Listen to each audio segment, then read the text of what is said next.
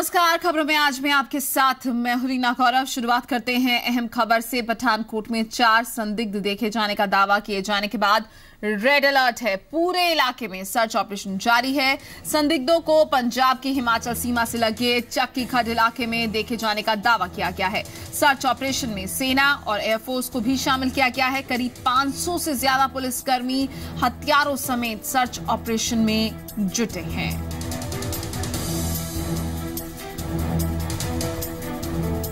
तो साफ है कि 4 संदिग्ध देखे जाने के दावे के बाद सुरक्षाकर्मी सतर्क हो गए हैं। रेड अलर्ट के बाद सर्च ऑपरेशन भी जारी है। मौके का जायजा लिया जी मीडिया संवाददाता अजय महाजन ने।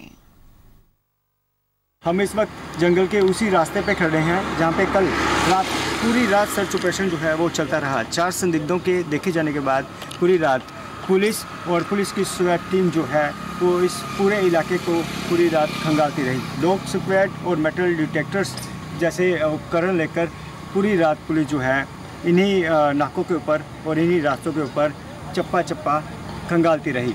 एहतियातन पुलिस जो है अभी भी आप मेरे पीछे देख सकते हैं कि अभी भी पुलिस जो है लगाई हुई है नाकों पर। और कई जो सीमाएं हैं जैसे कि पंजाब से हिमाचल की ओर एक सीमा लगती है और पंजाब से JNK की ओर पठानकोट की दूसरी सीमा लगती है।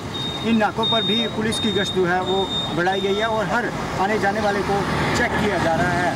संदिग्धों के देखे जाने के बाद चप्पे चप्पे पर पुलिस की नज़र बनी हुई है। अजय महाजन, जी मीडिया, पठानकोट। पठानकोट में 4 हथियारबंद संदिग्ध देखे जाने के बाद हाई अलर्ट है और पुलिस ने पूरे इलाके में तलाशी अभियान चलाया हुआ है। बाद दोपहर पठानकोट में अचानक पंजाब हिमाचल के साथ लगते चक्की दरिया के किनारे पुलिस लगाई गई। बड़ी गिनती में तकरीबन 500 से ज्यादा पुलिसकर्मी हथियारों सहित इलाके में लगाए गए हैं। पुलिस के सर्च ऑपरेशन में पंजाब पुलिस के साथ कमांडो को भी लगाया गया है। साथ ही साथ पुलिस के आला अफसर भी मौके पर पहुंचे हुए हैं। मौके पर पहुंचे SSP पठानकोट ने बताया कि संदिग्ध देखे जाने की खबर के बाद पूरे इलाके को हाई अलर्ट कर दिया गया है और इसके साथ ही इसकी सूचना आर्मी और एयरफोर्स को भी दी जा चुकी है। There is likely to be a lot of VVIP movement in the next few days here. So in view of that and because of that basically I have not taken any chance. All the information was very vague. But yet I am continuing with my search operation in the fullest manner. But rest assured, everything is fine and safe here. And I have already told my seniors about this also. I am getting a lot of extra forces also. So we have in the last 3 hours, more than 3 hours, we have searched the entire Chakki Bank area as well as this area also, these cover of forest cover area also. My SWAT teams are there also, my commandos are there also. Whatever I have on my hands, we have got that. But nothing has been found so far. Pathankot में 2 दिन बाद मुख्यमंत्री प्रकाश सिंह बादल का दौरा भी है, इसीलिए police इस मामले को बहुत ही गंभीरता से ले रही है। जिक्र खास है कि 2 जनवरी को पठानकोट एयरबेस को सरहद पार से आए आतंकवादियों ने निशाना बनाया था। अजय महाजन, जी मीडिया, पठानकोट। और ज्यादा जानकारी के साथ हमारे साथ मौजूद हैं अमृतसर से हमारे संवाददाता राजन गुसाई। राजन, जिस तरीके से रेड अलर्ट है, 4 संदिग्ध देखे गए हैं और लगातार जिस तरीके से एक के बाद इस तरीके के मामले सामने आ रहे हैं, पठानकोट को पहले जिस तरीके से निशाना बनाया गया, ऐसे में ये सर्च ऑपरेशन बेहद अहम हो जाता है।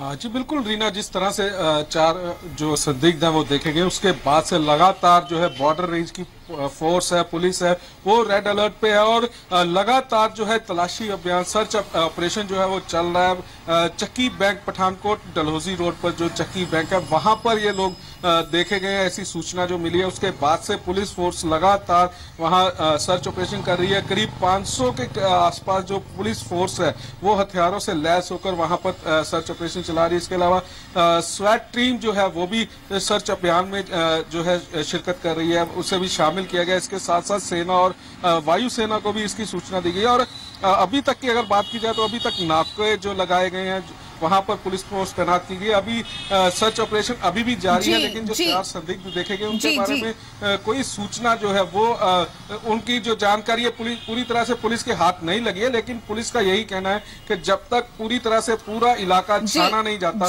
तब तक ये अभियान जो है वो इसी तरह जारी रहेगा। जी बिल्कुल राजन, और ग्राउंड जीरो पर क्या स्थिति है, वहां पर क्या सिचुएशन है, ये जानकारी देने के लिए हमारे साथ पठानकोट से मौजूद हैं हमारे संवाददाता अजय महाजन। अजय, यहाँ पर आपसे ये जरूर जानना चाहेंगे, इस वक्त की अगर बात की जाए तो इस वक्त वहां पर क्या कुछ चल रहा है, और जिस तरीके से संदिग्धों की बात की जा रही है इनके बारे में और क्या इंफॉर्मेशन मिल पा रही है?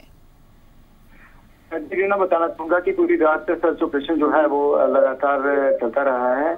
जो स्वैट टीम है वो डॉग स्क्वाड के साथ ग्राउंड जीरो पर रही है और पूरे इलाके को छाना गया है और पुलिस के द्वारा घेराबंदी कर दी गई थी। पंजाब का जितना भी एरिया पड़ता है उस सारे इलाके को, और हिमाचल पुलिस को भी अलर्ट पर रखा गया था। एसपी कांगड़ा से जो है एसएसपी पठानकोट की बात हुई थी, उससे जो है क्योंकि हिमाचल का एरिया जो है वो जंगल वाला एरिया ज्यादा है पर, और ये क्या कहा जा रहा था कि ये अंदेशा था कि कहीं जो संदिग्ध हैं वो उसी तरफ मूव ना किए गए हों, तो इसलिए हिमाचल पुलिस को भी अलर्ट पर रखा गया था। और अभी जो है कि मॉर्निंग में भी चारों तरफ जो है जो पंजाब और हिमाचल के बॉर्डर्स हैं यहाँ पर, वो 2 बॉर्डर जो हैं मेन बॉर्डर्स पड़ते हैं कि जो पंजाब और हिमाचल को आपस में जोड़ते हैं, और एक बॉर्डर जो है वो मेन बॉर्डर पंजाब और जम्मू कश्मीर को आपस में जोड़ता है। वहां पर नाके जो हैं वो बढ़ा दिए गए हैं, पुलिस की तफरीह जो है वहां पर बढ़ा दी गई है, और डॉग स्क्वाड और मेटल डिटेक्टर जैसे उपकरण जो है वहां पर लगा दिए गए हैं, और पुलिस की गश्त जो है वो भी सिटी में भी बढ़ा गई है, और सिटी के अलावा जो ये चक्की खड्ड वाला जो एरिया है वहां भी बढ़ा दिए गए हैं, ताकि क्योंकि संदिग्धों की जो इनपुट थी, जैसा कि राकेश कौशल एसएसपी पठानकोट से हमारी बात हुई थी, उनके मुताबिक उनकी जो इन्फॉर्मेशन थी बड़ी पुख्ता थी, और जिसके बिहार पर ज्यादा से ज्यादा पुलिस जो है वो डिप्लॉय की जा चुकी थी। 500 से 700 पुलिसकर्मी जो है वो हथियारों से लैस यहाँ पर डिप्लॉय कर दिए गए थे। उसके साथ ही कमांडोज और स्वैट टीम भी डिप्लॉय कर दी गई थी। साथ ही साथ जो है पुलिस के द्वारा एयरफोर्स और आर्मी को भी अलर्ट पर रखा गया था, और जो चीजें वहां से कुछ संदिग्ध चीजें जो पुलिस को मिली थी, पुलिस ने अपने कब्जे में ले ली थी, वो एक तरह से कुछ बेल्ट वगैरह और कुछ जैसे आर्मी सूट के साथ बेल्ट होती हैं जिनके साथ पिट्ठू टांगे जाते हैं, ऐसी कुछ बेल्ट वहां पे मिली थी, और जो कि आर्मी की लगती थी कि जैसे इंडियन आर्मी की वर्दी में ही संदिग्ध हमेशा जो है हमला करते हैं, तो वो बेल्ट्स को नजरअंदाज नहीं करना चाहती थी पुलिस, तो उसको कब्जे में ले लिया गया। उसके बाद डॉग स्क्वाड के साथ सभी रास्तों को जो है पूरी रात खंगाला गया है। फिलहाल सारी पुलिस जो है अभी भी अलर्ट पर है। जी रीना। जी, तो अभी भी अलर्ट पर है पुलिस। अजय, आप अपनी नजर बनाए रखिएगा, पल पल के अपडेट के लिए आपके पास लौटेंगे। राजन भी हमारे संवाददाता अमृतसर से हमारे साथ मौजूद है। राजन, अब जिस तरीके से ये खबर सामने आई है, अगर इसको देखते हुए पंजाब की बात की जाए, साथ ही हिमाचल की बात की जाए, तो क्या कुछ कदम अब उठाए जा रहे हैं?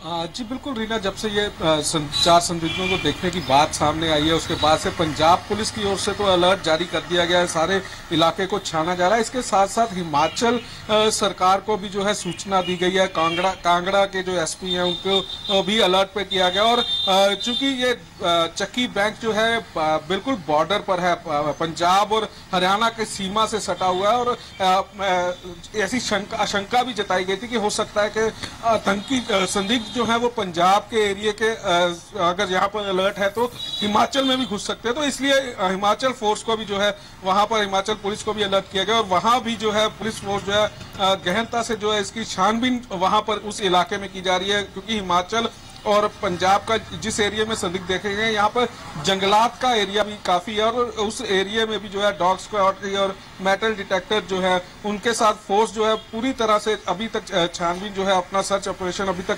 चला रही है। हालांकि अभी तक संदिग्धों के बारे में कोई पुख्ता जानकारी जो है उनकी गिरफ्तारी तो नहीं हो पाई है, लेकिन इसके बावजूद पुलिस फोर्स चाहे हिमाचल की हो या पंजाब की हो, किसी तरह की कोई चूक नहीं करना चाहते, वो अपना ऑपरेशन अभी तक जारी रखे हुए हैं। जी, तो अपना ऑपरेशन अभी तक जारी रखे हुए हैं। बहुत बहुत शुक्रिया राजन आपका इस तमाम जानकारी के लिए। तो अभी भी वहां पर जो है चाक चौबंद तरीके से गहनता से जांच की जा रही है और साथ ही साथ अलर्ट जो है वो अभी भी जारी है। चलिए बढ़ते हैं आगे। बांग्लादेश ने भी पाकिस्तान को खरी खरी सुनाते हुए सार्क सम्मेलन में हिस्सा लेने से इनकार कर दिया है। सूत्रों के मुताबिक बांग्लादेश ने सीधे सीधे पाकिस्तान पर यह इल्जाम लगाया है कि वो उनके आंतरिक मामलों में दखल दे रहा है। ऐसे में मौजूदा माहौल में उनका देश सार्क सम्मेलन में हिस्सा लेने में असमर्थ है।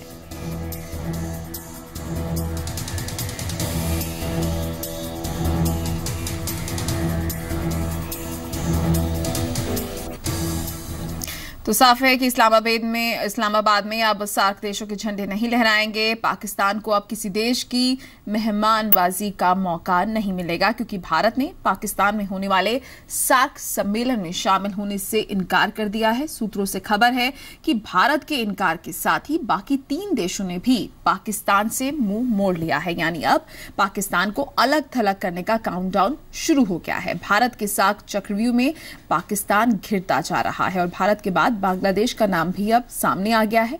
वो भी सार्क सम्मेलन में हिस्सा नहीं लेगा।